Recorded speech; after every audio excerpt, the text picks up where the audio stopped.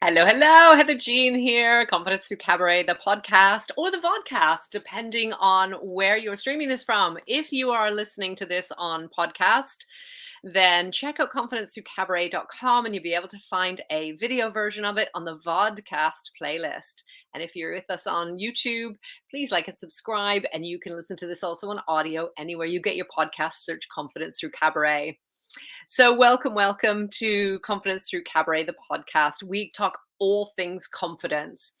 And sometimes we're sharing stories, and sometimes we're sharing tips, and sometimes we're going deep into things. It's a variety, but it's always about building confidence in your personal life, work life, or stage life. So, we say start from where you're strong, start from where you have your most confidence, and we grow from there.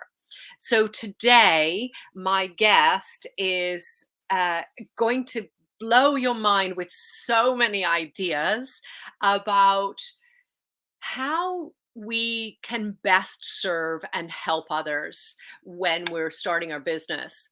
So my guest today is a contributing author in two books right now, is very involved in parenting, and is really on a crusade to learn to help to spread the word of what isn't taught in school. I mean, think how many things we wish we were taught in school. We're going to talk about a range of those today when we talk about becoming who we are, or as my guest today described just briefly, through to the other side. Please welcome Sheila Burrell. Hello, Sheila. Hi, thank you for having me. Oh, it's such a pleasure. Thank you so much for being here. I love when we were talking initially, we were talking about all the possibilities because of course there's so many things we weren't taught in school. Absolutely, yes. Anything down to even as simple as how to fall. We don't even learn things like that. And then as I'm dealing with an elderly mother who has fallen and crushed a bone, if we had been taught stuff like that, maybe would have thought about it all our life, all the way to finance, to parenting, to nurturing our own inner child, and understanding, how we've been affected through our life and never taught how to deal with emotions.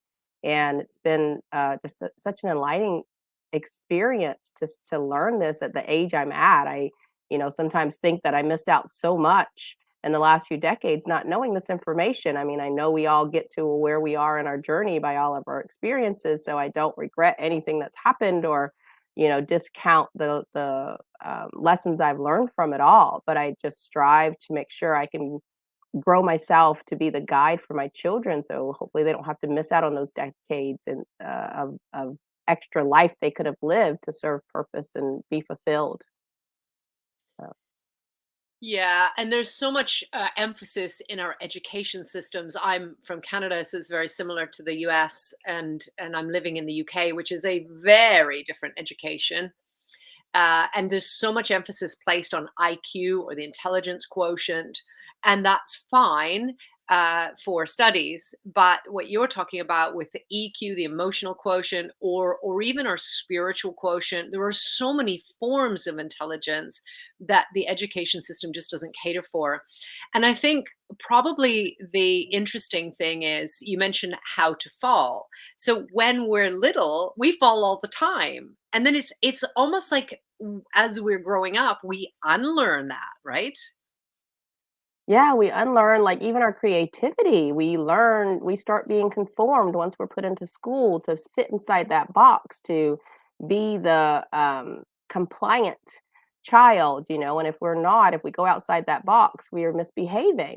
And so we're really shun away from embracing our superpowers, embracing our creativity to find ourselves. We're being suppressed from our feelings and to really understand ourselves. So I want to, make it a more comfortable conversation to talk about feelings and how to feel them and be okay with them and how to work through them for my children. It's so important for all of us because we have these feelings, and I think we could have a much calmer, peaceful world if we could live more um, being okay with our feelings and not just dumping them under the rug and exploding after a while, you know? And we always do explode. At some point, if we put enough stuff under that carpet, it will come out. It just has to. It reaches capacity. Yes, we have to find a healthy way to feel our aggressions and to feel our frustrations. We have to find a healthy outlet with that, whether it be a dump journal or scribbling on a napkin, exercise, talking to a therapist, just putting it in an appropriate place and being okay and knowing it has to come out. You don't want to internalize all that because the energies in our body are going to shine that out to everything else that you do, everyone else that you're around. Yeah, for sure. What are your healthy outlets, Sheila?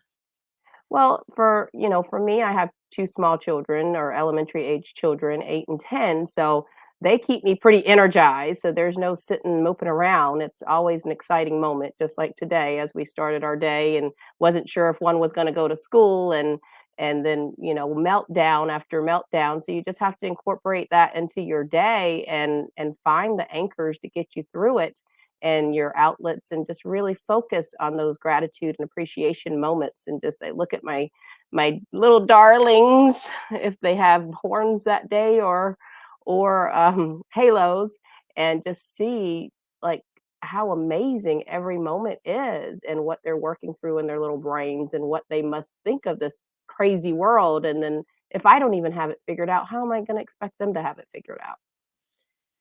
Yeah, and I think one of my regrets, my children are, my youngest is 21, so they're grown.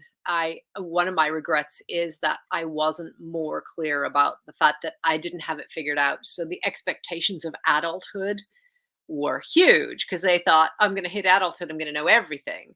And of course they do in their 20s, late teens and 20s, and then they find out they really didn't know everything. Yeah, Um I'm learning too that even in the medical field, everybody that we're just people. We have our struggles no matter what level of, esteemed accreditation we have, we still have these things that we don't have figured out because especially from the generation we were raised from, it was doers, workers, little worker bees and we weren't taught to practice self-care. That was selfish, in our generation. So it's difficult to let go of those unconditioned bias or subconscious bias that we've been conditioned with through all of our life, and to understand that we can reprogram these neural pathways to think a different way. If you're raised being yelled at or you're raised with these pressures, your body thinks you need that to get to the other side, and it's not true. We can retrain that. Yeah, absolutely we can. Yeah, and I think, what for me, what strikes me is we're raised very much in the patriarchy of masculine, of doing, achieving, and we're rewarded for all of those things. So getting good grades, being quiet, yeah, keeping your room tidy or whatever it is that you're supposed to do. We're rewarded for all of those things. But as you say, we don't get in touch with our creativity and our feminine energy effectively. Our intuition is completely squashed because we don't learn to be quiet. We don't learn gratitude practices fully, and it's very interesting. I didn't understand what feminine energy was until COVID hit, until all my stuff came out from under my carpet, Mhm. and then I very quickly learned the lessons that you're sharing here. And I think, at some point we all have to do that. Well, Sheila, so much of our energy, as specifically as parents, and when we're starting our business or running a business, and writing and contributing for books, and a lot of our energy is in labels, right? You're a contributing author, you're a mom, you're a business person, you're all kinds of different titles. How do you stay grounded in who Sheila is beyond those titles?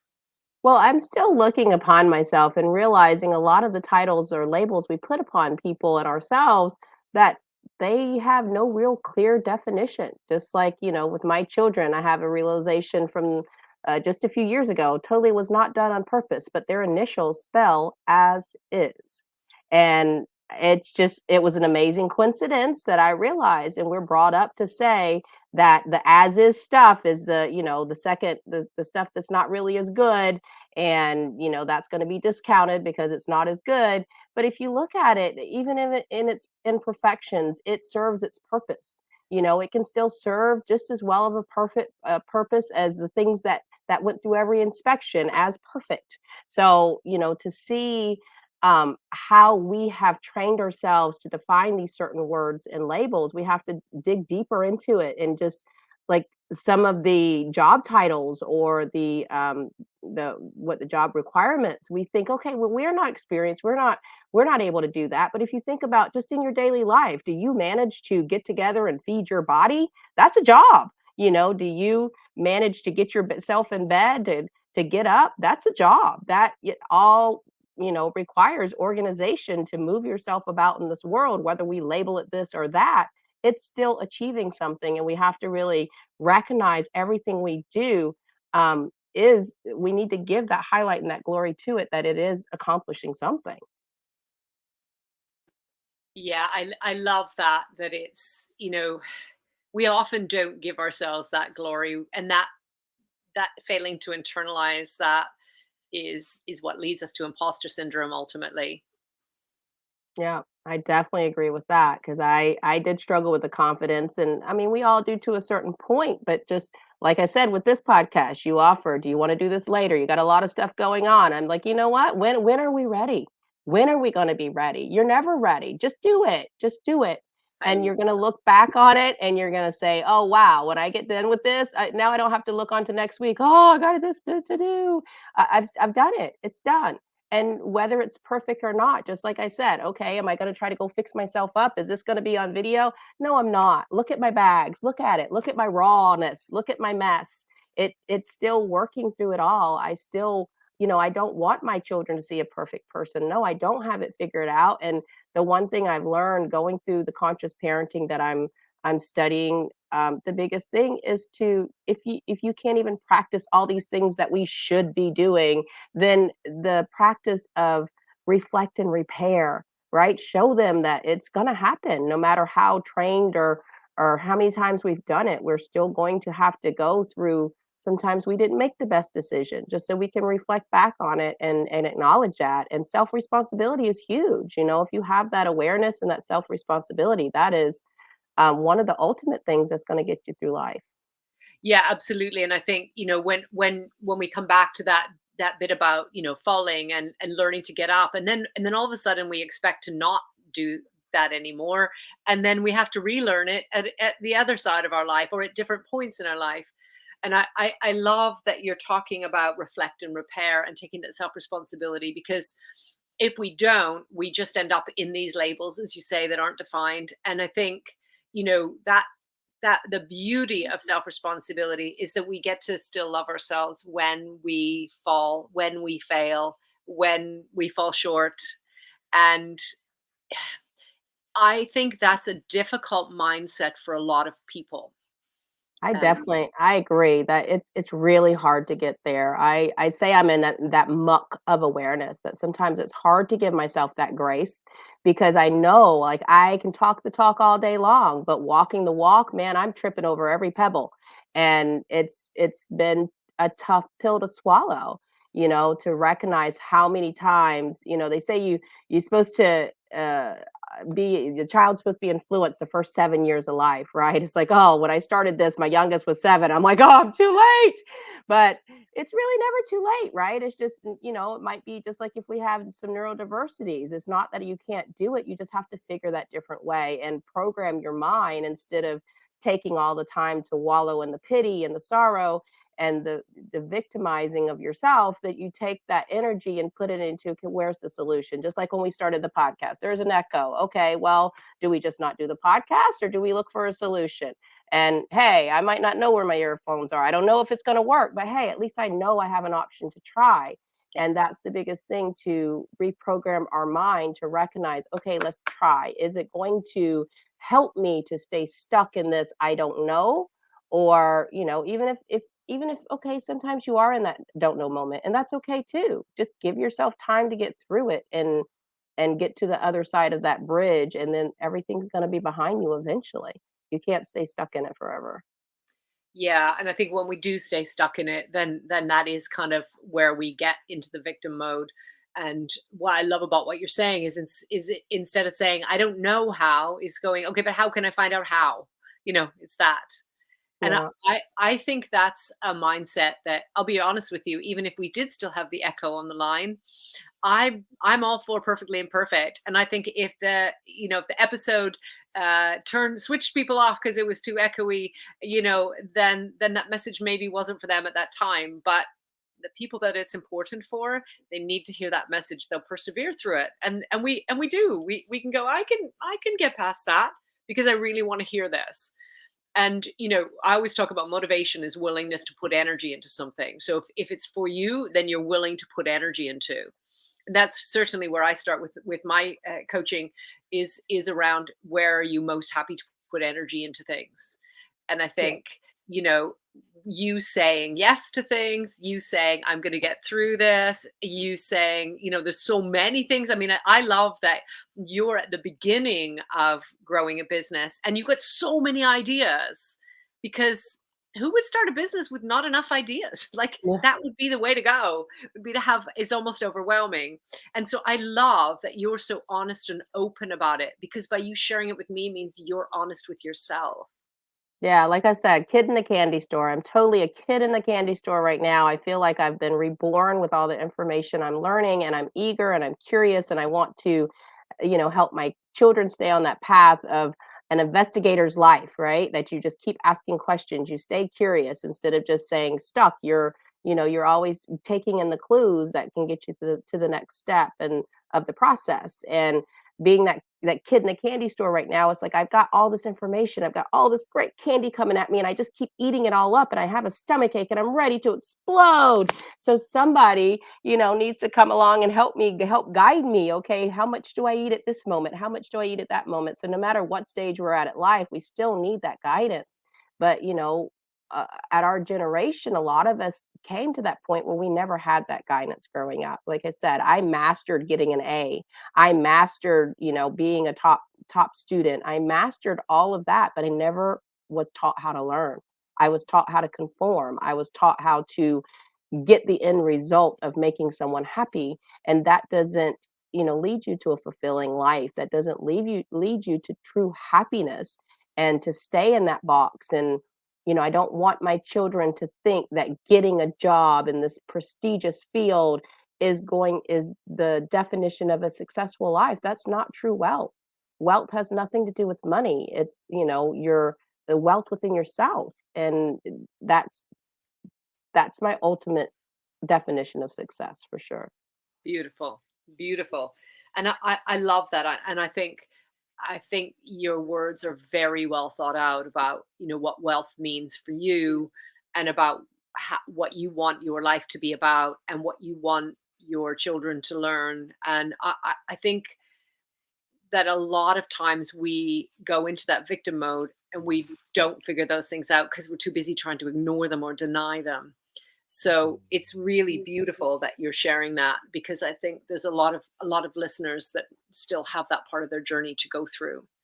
So you co-wrote a couple of books now, right? Yes, I was very lucky. Just like I'm in a point of my mindset mode that I've recognized I am in a world of abundance. I was brought up from a world of scarcity and fear, that my parents raised me from where they were at and what they knew. And they brought me up to know how to survive, because that's what they knew how to survive. They didn't know how to thrive. They only knew, and they only share with me what they knew. So I don't look back upon that as, anything uh that I'm spiteful about. It's just I know I want to give my children something different. So as I was going through this parenting program, and your social media feed fills up with stuff you're looking at, and I was looking at these all opportunities, and this one came across my feed. You want to be an author, and I thought to myself, I'm like, wow, I hate to read and I hate to write. So sure, why not? That sounds logical in my life right now, illogic.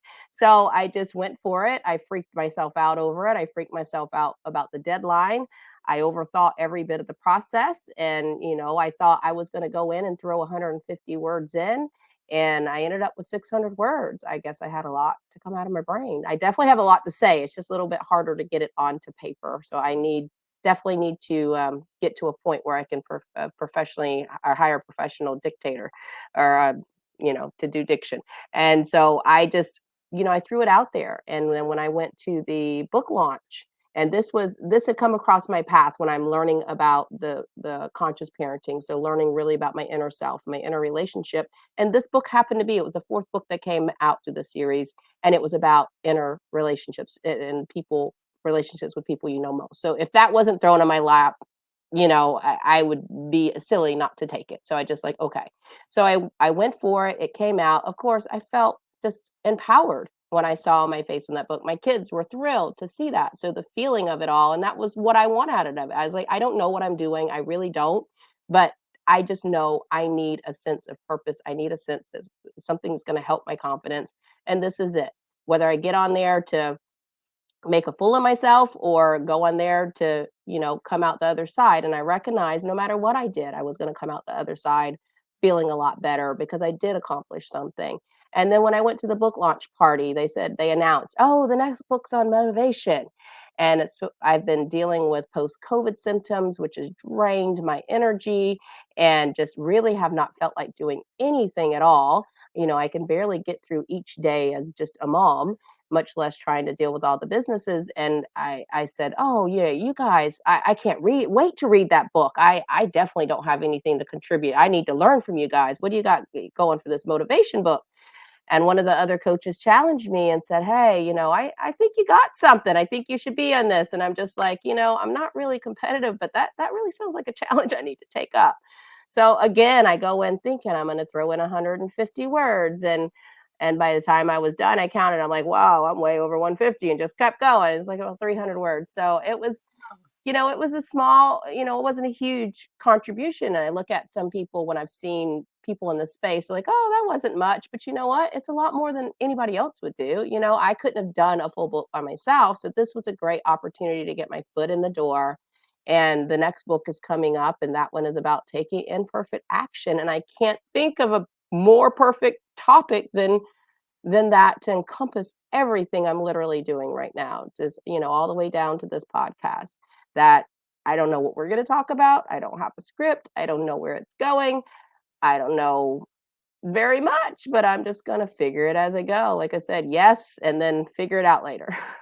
Exactly, exactly. And I never work from a script, which blows people's minds when they are used to working from a script. But I believe a conversation, particularly when we're talking about things related to confidence, that it should be organic, and you just never know what you're going to share. But that can be quite scary for people. And I think the same with putting your words on a page and submitting that for all the world to see is very brave. And I know that there are a lot of people who actually can write, who, I love writing and but wouldn't want anybody else to read it. So I deeply admire that you just put it out there to see, what would happen. And I think that's fantastic.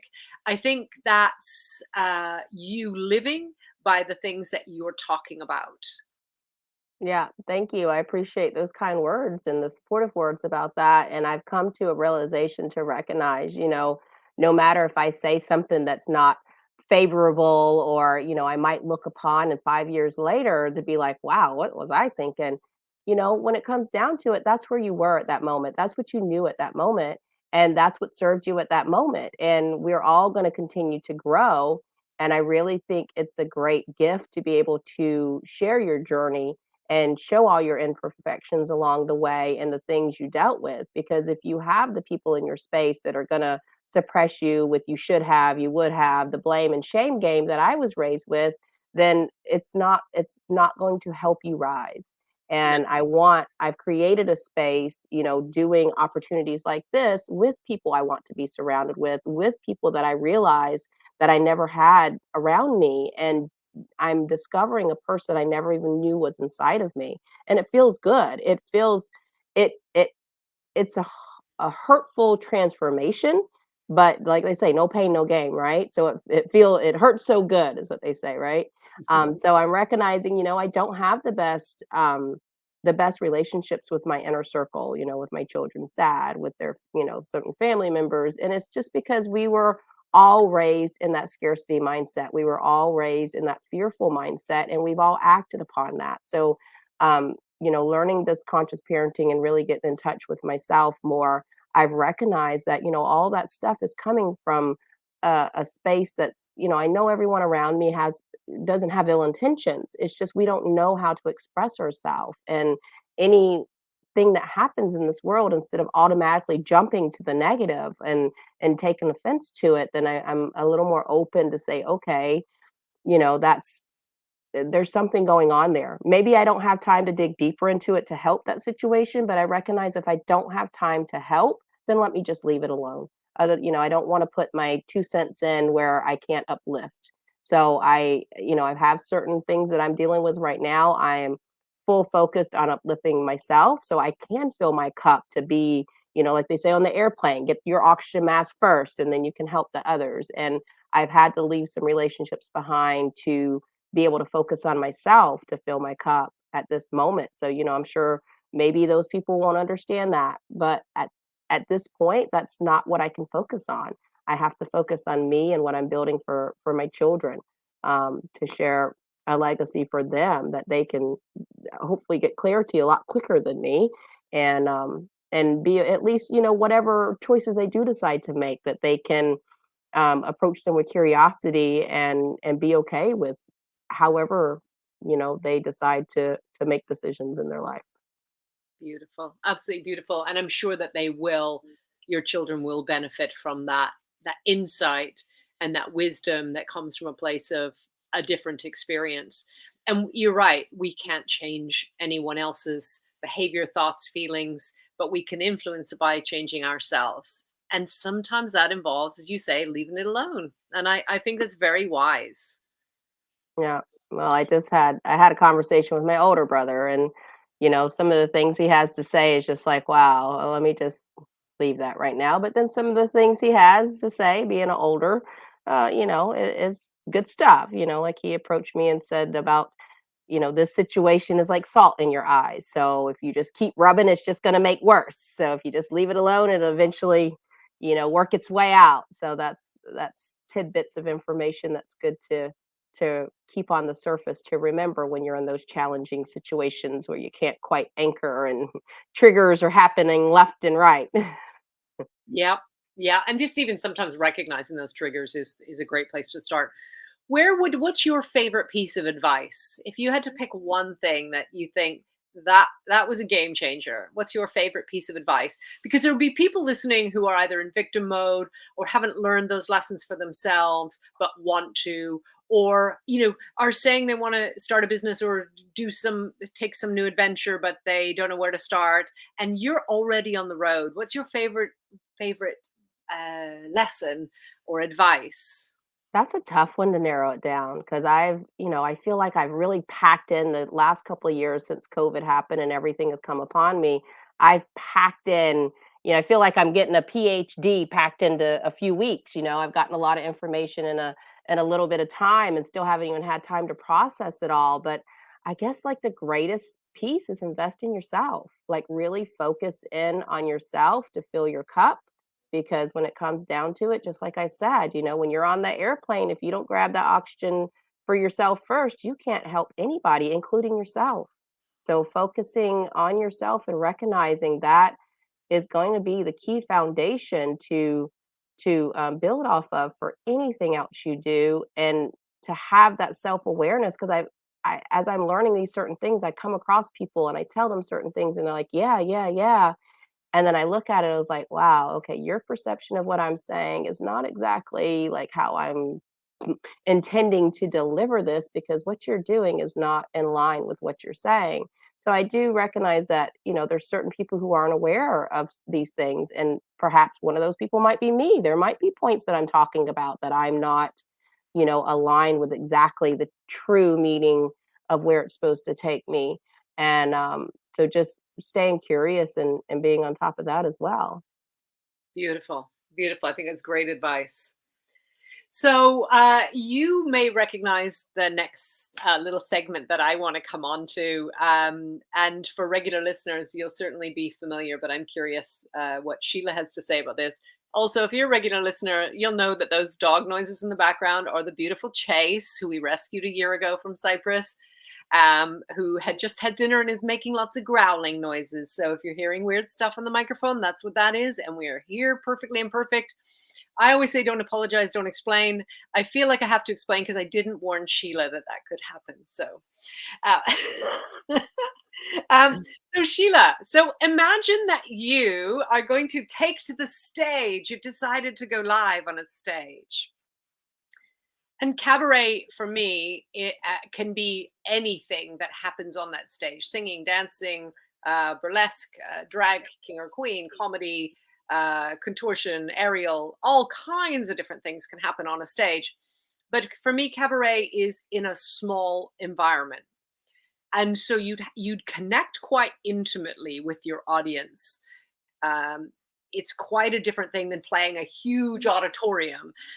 It's very much about the audience are there to see the performers on the lineup. What performance would you want to do on a stage? Hmm, that's a huge twist on you really want my brain to churn now, right? You do. Well, definitely on a stage like that, I mean, I'm feeling lots of vulnerability, so, that's something you'd have to get in touch with, to from the beginning. So, I definitely would have to need a moment to process that and figure what I wanna do with that. Mm. And it's interesting because there are thresholds. I perform on stages with aerial and burlesque, as my listeners will know. But I would never sing, for example. Way too vulnerable for me.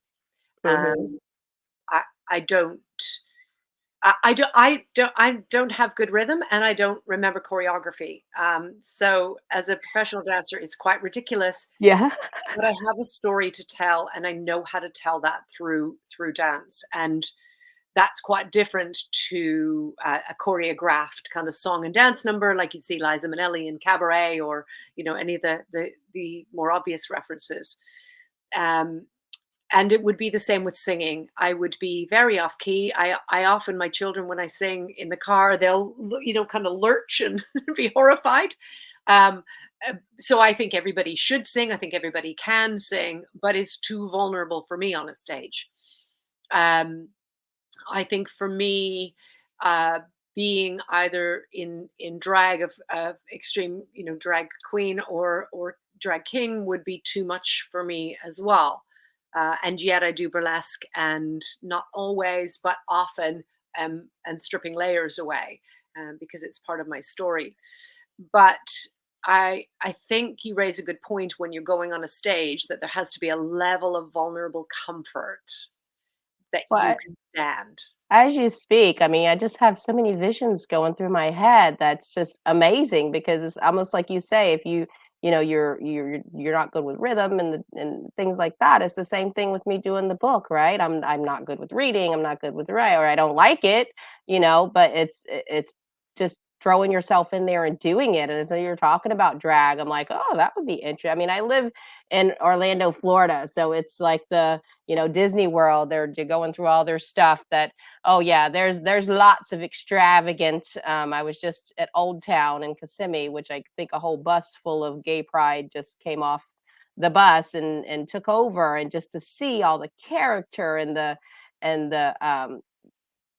creativity that goes into it, and you could just transform and morph into a another place, into another life, and you could express yourself through that. It's like, God, how fun, how exciting that you could just go into that space and just throw away any kind of box that you were forced into. So that actually I was like picturing. I was like, huh, that could be on my bucket list one day, because it sounds like kind of fun to be whisked away into all of that. But I know my girls have went into doing aerial silks, and I think it's a beautiful movement of the body, and just as I'm having this conversation with you, just so organic, not necessarily rehearsed choreography, but just any kind of moves. It's just graceful and flowy, and that I used to actually think, "Huh, if I could get my body back into shape," which I plan to do after, kid in the candy store. I'm still going for everything.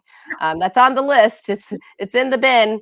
But yes, to get into that space of aerial silks, expressions, and still to be an outlet as well, right? To be an anchoring outlet to help get away from all the stress of the world. So that's a great question you asked me that took me into a space I didn't expect. But yeah, I've got more ideas going in my head. So Right.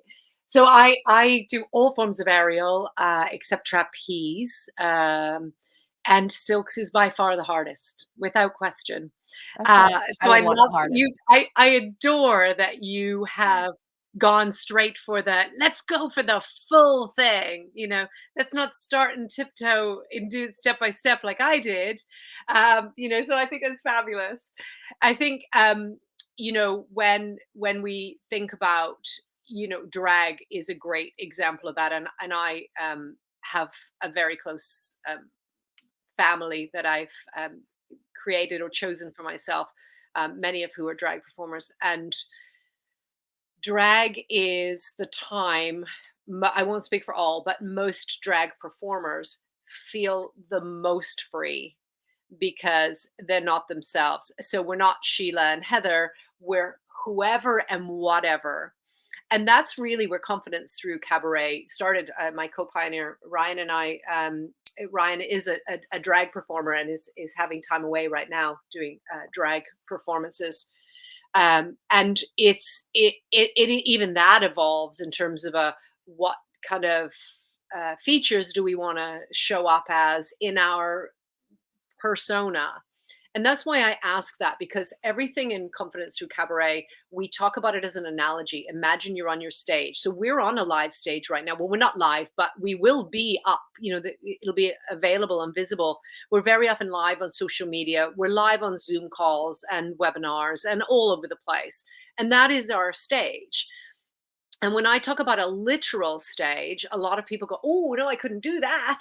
And it's not really different. It's how do you want to show up and how do you want to express yourself? So let's imagine, Sheila, that you are going to perform something in aerial silks. If you had one prop that you were going to take on stage with you, what would that be? Hmm, one prop for aerial silks. Be anything. Well, I mean, I think the silks themselves could be a prop because you can kind of flow with them and make them a tail, make them a headdress, make them, So I think the silk itself would be the prop and how you maneuver it around yourself. I kind of think that being in that space that you could just be so creative with that in itself. Because, like you said, like someone even in the drag space that they're more freed like that. And that's basically even like my 10-year-old said she likes playing her video game because she's in this virtual world of no responsibility and the platform and that we use to do these things is just not clearly defined that that's what you're doing. And I think that goes back to our earlier conversation of our labels are not clearly defined, that we don't realize this is what we're actually doing.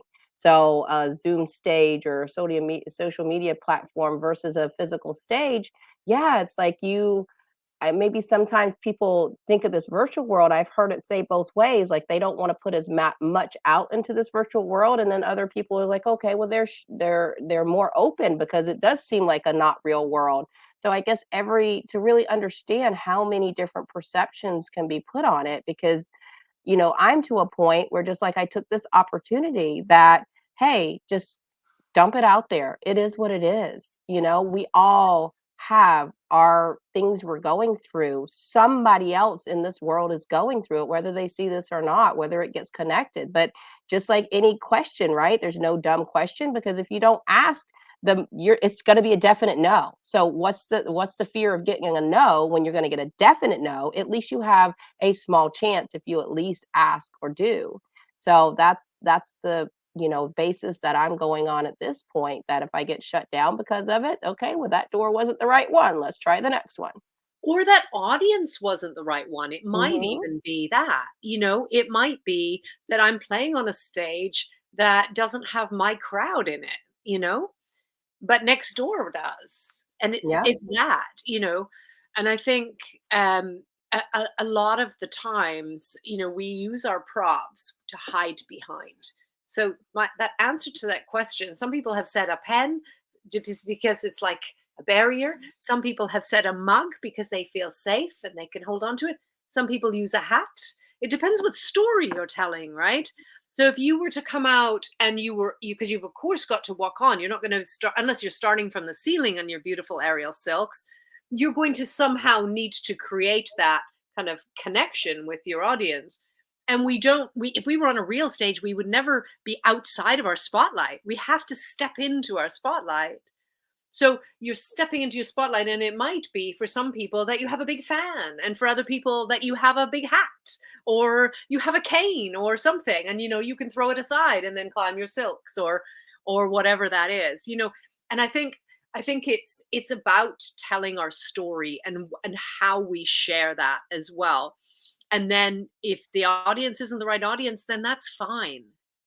Then we don't need to abandon the silks. We just yeah. need to find an audience who appreciates them. Exactly. Well, I come from a service industry and I know of people, as you're saying this, gears are just turning in my head about different situations that align with this that, might not necessarily be put in that same box. But if you think about like a server or a bartender, right? The bartender has that barrier of the bar between you and the guest, whereas the server is right there. You're really doing the same thing, but just having that sense of safety of that little small prop and that barrier between you, it really our brain is just so amazing. It's amazing how our brain works, but it's also amazing we can train our brain, right? So we have to let in these different perceptions and keep that open mind, to be able to let these different ideas come in, because just because we didn't see it that way, maybe somebody else did, or they can help you see a way that you're like, wow, I like the way you see it better. So you just never know what's there if you don't keep that door open to let it come in. Yeah, absolutely. Absolutely. And if you were a bartender for years and then you came out from behind the bar and started serving tables, it would feel very vulnerable in a different way, right? Because maybe you've only Hmm. got a tray or a pad or something to kind of have as a barrier. So it's a great analogy. So Sheila, I have one more question on your cabaret performance where you're coming out with your beautiful silks. What would your stage name be as you're performing? So please welcome to the stage, performing aerial silks. I'm hearing the crowd go wild. Where's the name? There's a name in there. There is a name. Is it Shining Sheila? I love that. Yes. Hmm. If that's what's coming through for you right now, then that's what it is right now. And your stage name can change. Yeah, You know, because right now I know I just wanna shine, and that would put me on a platform to shine, that's and, yeah, I mean, I might not know all the moves just yet, but I can still go up there and wrap my arm around a silk and see how far I get up. mhm. And the reason why I love this kind of segment in the podcast is because it is important that we know our inner performer, whatever you want to call it. Doesn't have to be a performer if that word freaks you out. Our inner fierce, powerful queen, if you like, you know?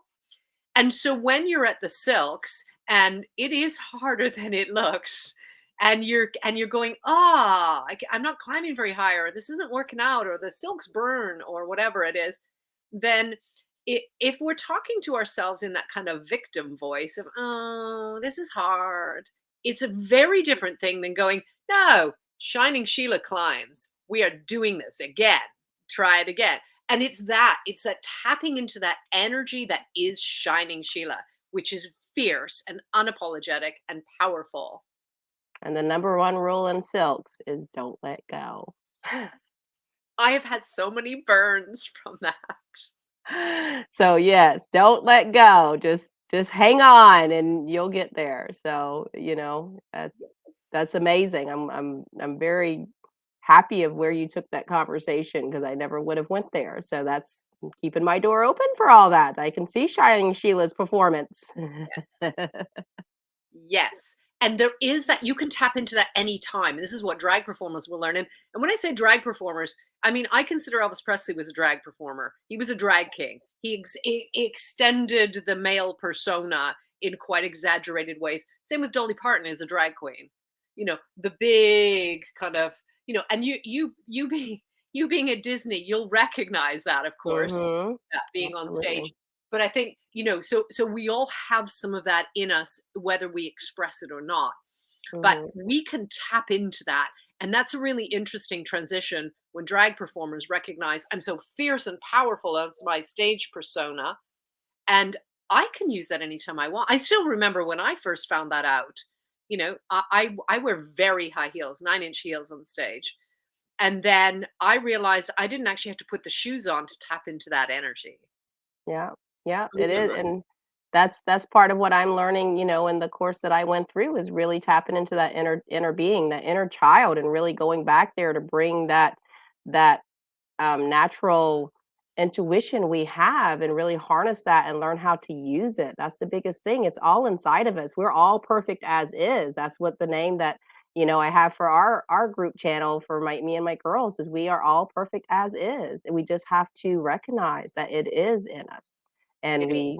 we are it the all the imperfections and everything that comes with it. It's all natural. It's all of us, no matter what stage we are in our life. Mhm. That's beautiful. And it's brought us back full circle to the beginning of our conversation about learning to fall when we're adults. Because actually, we naturally fell when we were children and we didn't go, oh, I'm a failure, I'll never walk. We didn't give that up. And it's the same with what we're talking about here. Children will dance and perform and play and be completely free, taking up space, owning their bodies, you know, and they don't worry about it until they're taught to. Exactly. We all put those thoughts in their head. They weren't born with anything they think. They're all conditioned by their environment and their circle.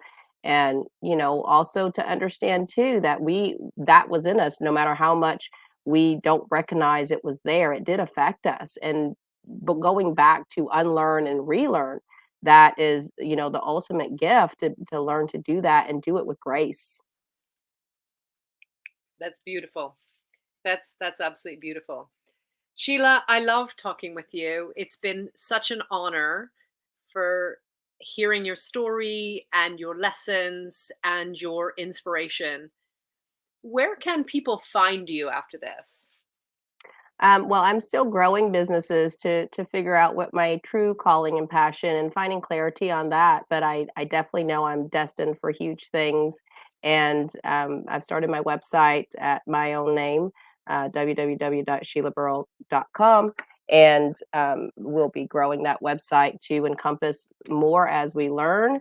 And I expect to keep my children involved in the process because they are my world. They are my shining light that has driven me on this mission to find myself and to become the example that I want for them. And just expect to see much more grow in the time to come. And I appreciate you having me here and these wonderful questions you've presented upon me. You're very easy to talk to and bring out the best. Thank you. Thank you so much. So, for you, those of you who are listening on podcast, Burrell is spelled Burrell. I will put the link in the show notes so you can go and check out Sheila's work and follow her journey, which is exciting. Thank you once more, Sheila, for being here. Thank you. You have an amazing day. Thank you. You too. So this is Heather Jean signing off with Confidence Through Cabaret, the podcast. We are on all of the socials as Confidence Through Cabaret, except for Twitter. We are at YBYWYS. And on Clubhouse, I'm at Heather YBYWYS. And those 6 little letters stand for the reminder that it is your body and it is your world and it is your stage. Take up space, spread out unapologetically, and own it. Thank you so much for being here. Bye for now.